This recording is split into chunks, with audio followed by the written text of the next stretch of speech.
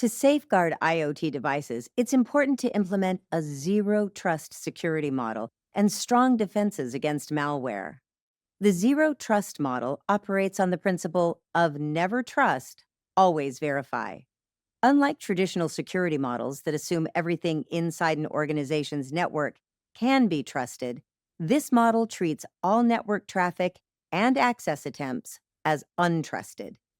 This approach is especially appropriate for IoT security because IoT devices can be diverse and widely distributed. To implement zero trust in IoT, you identify and categorize all IoT devices in your network. This means understanding the nature of each device, its normal communication patterns, and the data it handles. Once identified, you apply strict access controls. For instance, a smart thermostat should not have the same network access privileges as a server containing sensitive company data. Access controls in a zero trust model are highly detailed, and they're based on the principle of least privilege.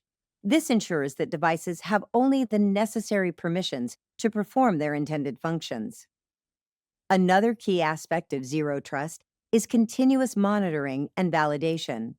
Continuous monitoring means inspecting and logging all network traffic to and from IoT devices.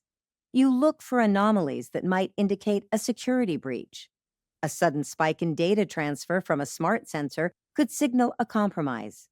In these cases, automated systems can instantly isolate the device to prevent further damage.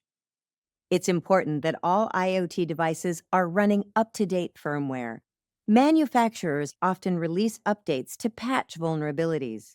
But unlike traditional IT hardware, IoT devices may not automatically update.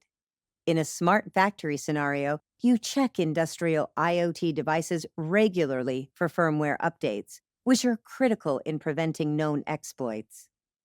Endpoint protection is another critical defense against malware.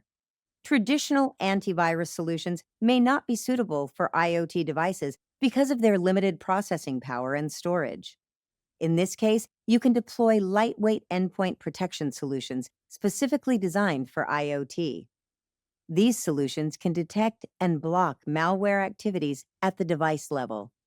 For instance, endpoint protection can isolate an IoT security camera infected with malware and prevent the malware from spreading across the network.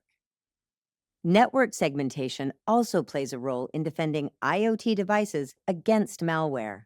By segmenting the network, IoT devices are isolated from each other and from critical network segments. This means that even if a device is compromised, the malware cannot easily spread to other parts of the network. In a smart home environment, you can place IoT devices like smart lights and thermostats on a separate network segment from personal computers and smartphones. This reduces the risk of cross-device infection. Regular security audits and vulnerability assessments are also vital in maintaining IoT security. These assessments help identify potential weaknesses in the IoT ecosystem, including outdated devices, weak passwords, and unencrypted communications.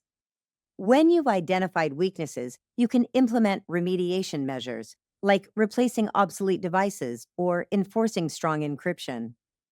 Designing IoT security requires vigilance and adaptation to emerging threats.